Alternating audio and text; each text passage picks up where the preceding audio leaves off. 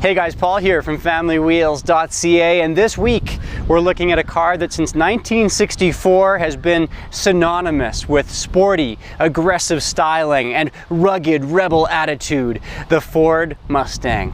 And we are perhaps going to put it through its hardest test ever with a trip to the wading pool. We going to the pool, buddy? Yeah. We can go for a swim? All right. Yes, this week is no different. We're still going to put a car seat in the back seat of this Mustang. We're going to check out trunk space and see what it's like for day-to-day life, because I've had a bunch of people over the last year say to me, hey Paul, could I make a sports car or a coupe work for family living? So we're going to see exactly how well the Mustang can do. That's this week here on Family Wheels with another car pick for your growing family.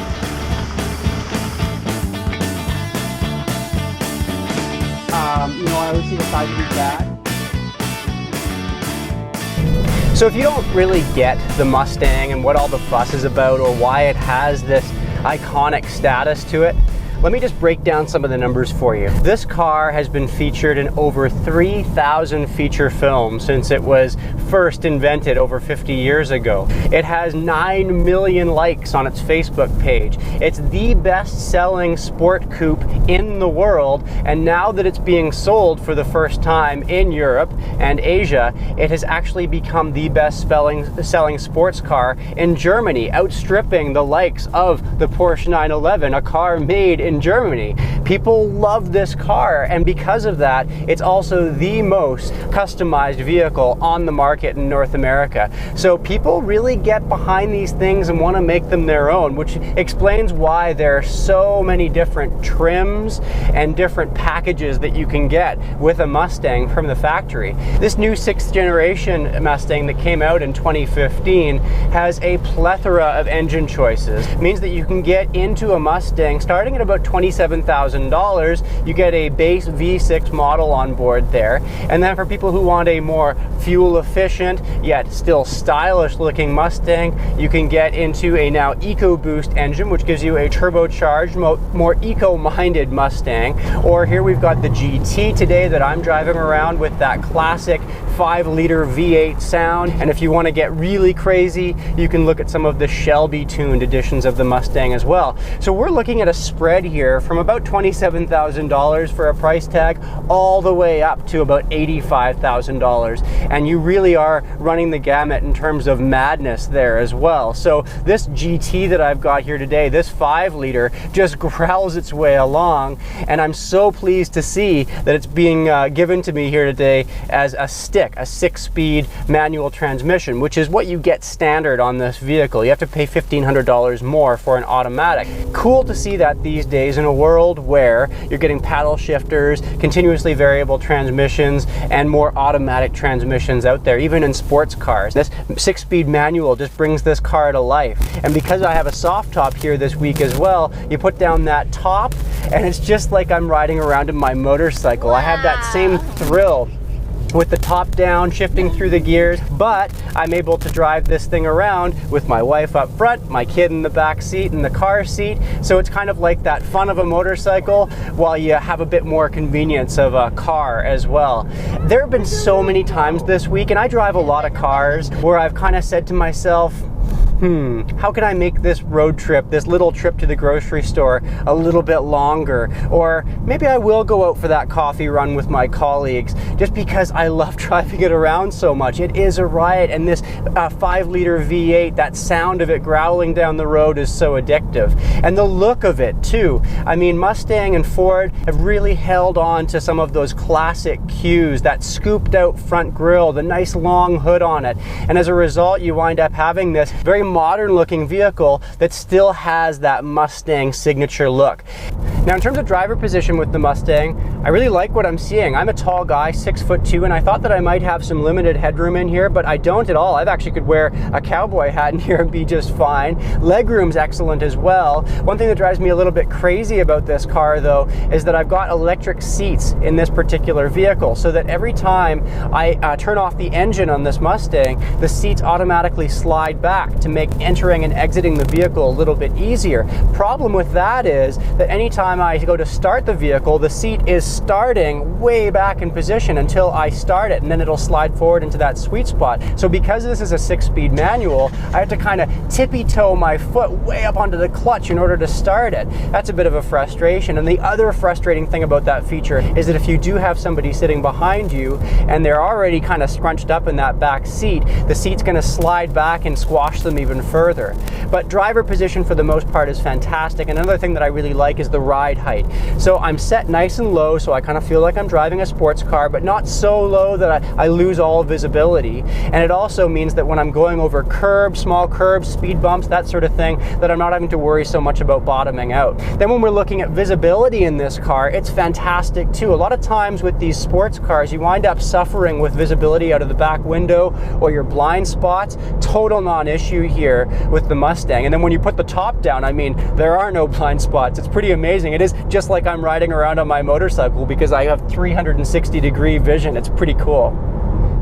Now, speaking of weighing out the differences between the hard top or the soft top, one thing just to keep in mind here is the fact that the convertible is a fairly expensive add-on, $5,500 on top of a similarly equipped Mustang. So, everyone's going to feel differently about this. Personally, I would go for a hard top because I think they kind of look better. And also, I mean, we're in Canada, so you're not going to have that much time in much of this country to be able to enjoy having the top down, but it is pretty cool when you can do it. But speaking of winter driving, this vehicle we've got here today has this drive mode select option, which means that you can cycle between normal mode, sport mode, track mode, and then wet and snowy driving condition mode. So if you throw a set of winter tires on these, Ford Canada says that you can use it as a year-round driver and that there are families out there who do just that. I was on a gravel road with this earlier this week for a brief moment, and the fact that it's rear-wheel drive, big wide tires means that it does feel fairly skittish out there. I'd be surprised if this was a fantastic vehicle in the winter, but you can make a go of it year-round.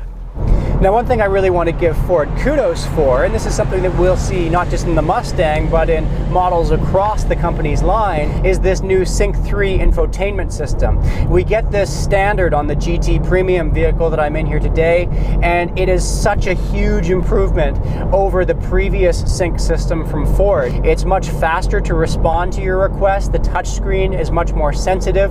The voice recognition software is better. It still could use some improvements. I was trying to plunk in addresses into this infotainment system earlier this week with the navigation, and it was still a little bit finicky on that front, but so much better than the previous version. Nice to see that coming from Ford. Again, that's an option that you're going to be seeing not on all Mustangs, but on the premium editions of the EcoBoost here on this GT Premium as well. But one thing that you can't really get away from with this Mustang, with this V8 on board, is its fuel economy. I've averaged about 15 and a half liters per 100 kilometers this week. That's 19 miles per gallon. And that's above what Ford suggests as what you should see for your average city fuel economy. So I haven't been driving it that hard, testing it a little bit here and there, but that's about on par with my great big diesel dually pickup truck that I drove a number of years back when we had our truck camper. When I was trying to be really good with this Mustang, I could average on the highway about 10 and a half liters per 100 kilometers, but as soon as you put your foot down, this car starts to really slurp up fuel very quickly. But that's also when you notice just how much torque this engine has and how powerful it truly is. Even the biggest of hills on the biggest of mountain highways that I've been on this week, it just gobbles them up seamlessly. And because of that, it is a riot to get around in.